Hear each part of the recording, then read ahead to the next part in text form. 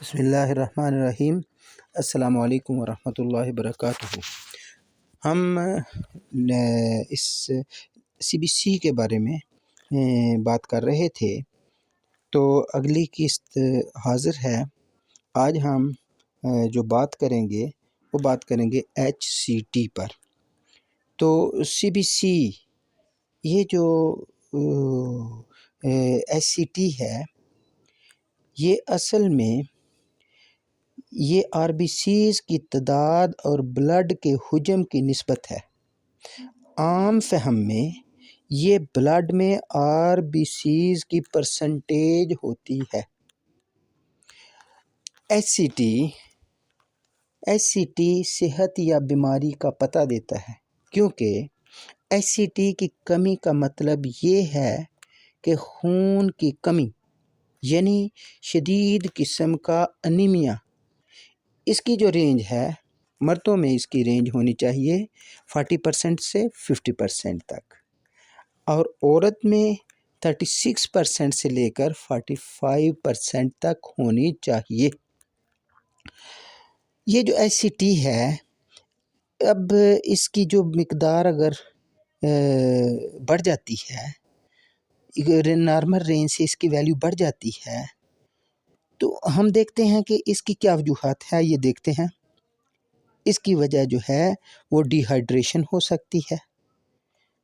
ایسی صورت میں کلونائن، ایکونائٹ اور چینا کی طرف توجہ دی جانی چاہیے، یا پھر O2 یعنی آکسیجن کی کمی بھی ہو سکتی ہے۔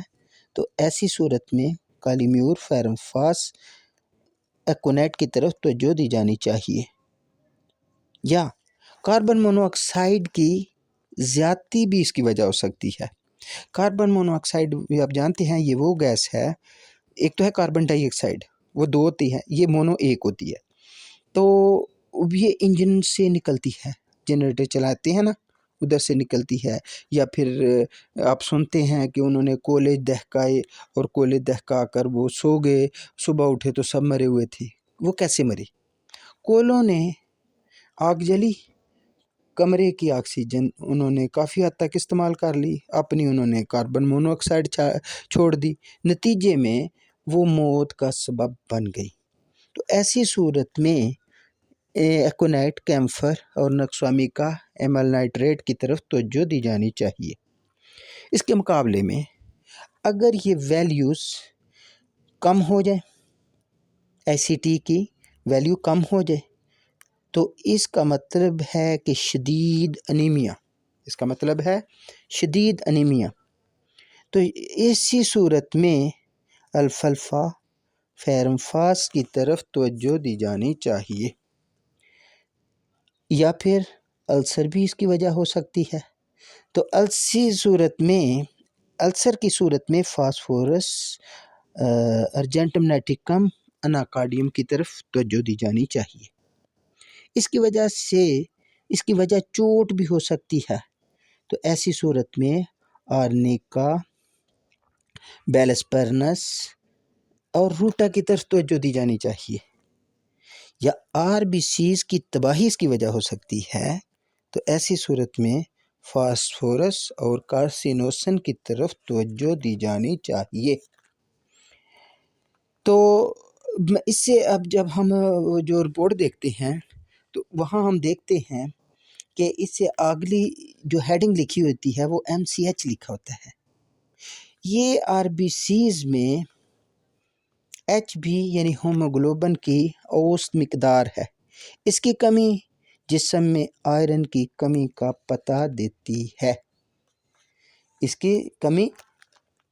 کی جو نارمل ویلیوز ہیں وہ کیا ہے MCH کی؟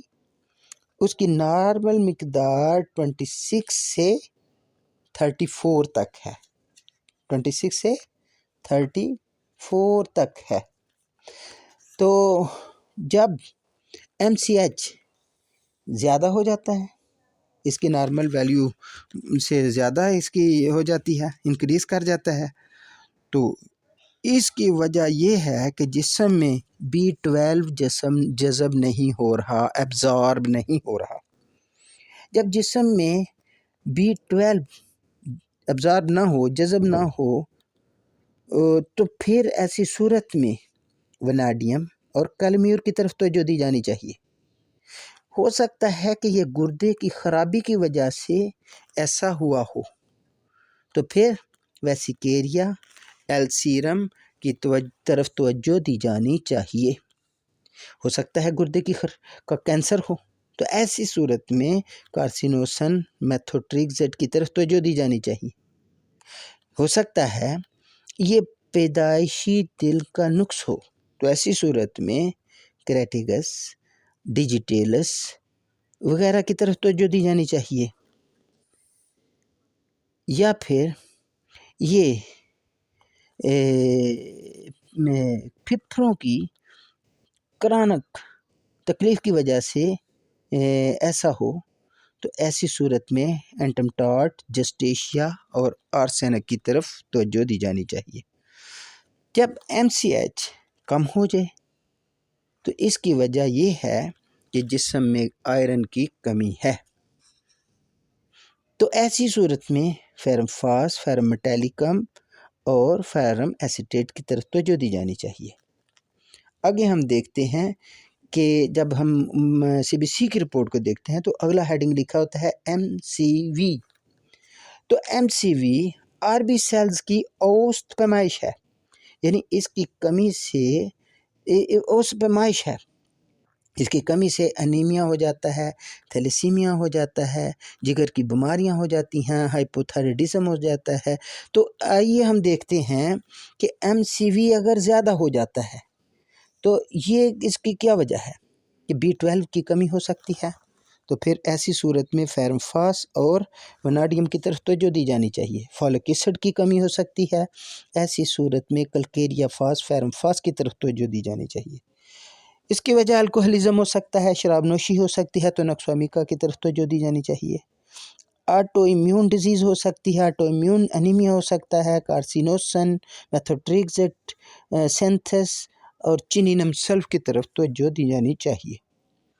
اگر یہ نارمل رینجز سے کم ہو جاتا ہے، کمی آ جاتی ہے، تو پھر اس کی جو وجوہات ہو سکتی ہیں وہ ہو سکتا ہے کہ یہ اس بات کو ظاہر کر رہا ہو کہ وہاں انیمیا کی وجہ سے ایسا ہوا ہے، تو چائنا آرسینک فاسفورس کی طرف توجہ دی جانی چاہیے۔ تھیلیسیمیا کی وجہ سے ایسا ہو سکتا ہے، کارسینوسن میتھوٹریکزیٹ کی طرف توجہ دی جانی چاہیے۔ جگر کی بیماریاں، لیور ڈیزیز کی وجہ سے ایسا ہو سکتا ہے، تو پھر چلون گلیبرا، چیلیڈونیم اور چینینم سلف کی طرف توجہ دی جانی چاہیے۔ ہو سکتا ہے کہ ہائپوتھائرائڈزم اس کی وجہ ہو، تو پھر تھائرائڈینم اور آئوڈین اور تھوجا لائکوپوڈیم کی طرف توجہ دی جانی چاہیے۔ اس سے آگے ہم جب دیکھتے ہیں تو وہ ہم دیکھتے ہیں کہ MCHC کا ہیڈنگ لکھا ہوتا ہے۔ تو MCHC کا جو ہیڈنگ ہے یہ کیا ہے؟ یہ RBCs میں ہوموگلوبن کی اوسط مقدار ہے۔ MCV پیمائش تھی، سائز تھا، اور یہاں اوسط مقدار کوانٹٹی ہے۔ MCHC کی کمی کی وجہ سے جو امراض سامنے آ سکتے ہیں، وہ تھکاوٹ ہو سکتی ہے، وہ پرانی دردیں ہو سکتی ہیں، وہ سائنس کی تنگی ہو سکتی ہے، چکر آنا ہو سکتے ہیں، کمزوری ہو سکتی ہے۔ تو اس کی مطلب کہ کمی کی کیا وجوہات ہیں؟ آئرن کی کمی ہو سکتی ہے، آنتوں کی بیماری ہو سکتی ہے، خون کی پیدائش کے دوران ٹوٹنا ہو سکتا ہے، عورتوں میں بلیڈنگ جاری رہنا ہو سکتا ہے، معدے کا السر ہو سکتا ہے، اور بیکٹیریل انفیکشن ہو سکتا ہے، کینسر ہو سکتا ہے۔ تو ہم اس کے بعد میں اس پر بات کر رہے تھے کہ یہ جو MCHC ہے تو اس میں اگر نارمل رینج جو ہے، اس کی نارمل رینج جو ہے MCHC کی وہ ہے 32 سے 36 تک، 32 سے 36 تک۔ تو اگر اس میں زیادتی ہو، اگر اس میں MCHC میں زیادتی ہو تو اس کی وجہ یہ ہو سکتی ہے کہ HB ہے ہوموگلوبن، HB سے اسٹینڈس فار ہوموگلوبن، تو کنسنٹریشن ہو جاتی ہے، کنسنٹریٹڈ ہائی ہوموگلوبن ہو سکتی ہے۔ تو ایسی صورت میں چائنا ایکونائٹ اور گلو 9 کی طرف توجہ دی جانی چاہیے، یا پھر یہ شدید جلنے کی صورت میں ایسا ہو سکتا ہے تو کاسٹیکم کینتھرس کی طرف توجہ دی جانی چاہیے۔ یہ جگر کی کوئی تکلیف کی وجہ سے ہو سکتا ہے تو کارڈسمار چیلیڈونیم کی طرف توجہ دی جانی چاہیے۔ جگر جب آر بی سیز کو برباد کرنے لگے تو پھر کارسینوسن اور میتھوٹریکزٹ کی طرف توجہ دی جانی چاہیے۔ زیادہ سگریٹ نوشی سے بھی ایسا ہو سکتا ہے تو پھر ٹیبیکم کی طرف توجہ دی جانی چاہیے۔ اگر یہ کمی ہو جاتی ہے تو اس کا مطلب یہ ہے کہ آئرن کی کمی ہو گئی ہے۔ جب آئرن کی کمی ہو جائے تو پھر ٹی این ٹی، فیرمیٹ اور فیرمفاس کی طرف توجہ دی جانی چاہیے۔ یہ آنتوں کی بیماری کی وجہ سے بھی ایسا ہو سکتا ہے کہ اس کی نارمل ویلیو کم ہو جائے، تو ایسی صورت میں جب آنتوں کی بیماری کی وجہ سے ہو تو اینٹی کروڈ، نکسوامیکا اور پلساٹیلا کی طرف توجہ دی جانی چاہیے۔ یا خون کا پیدائش کے دوران ٹوٹ پھوٹ جانا بھی ایسا ہو سکتا ہے، تو ایسی صورت میں کارسینوسن کو ہرگز نہیں بھولنا چاہیے۔ عورتوں میں بلیڈنگ جاری رہنا بھی اس کی بڑی وجہ ہو سکتی ہے، تو ایسی صورت میں لیکسس، میلیفولیم، ٹلیریم وغیرہ کی طرف توجہ دی جانی چاہیے۔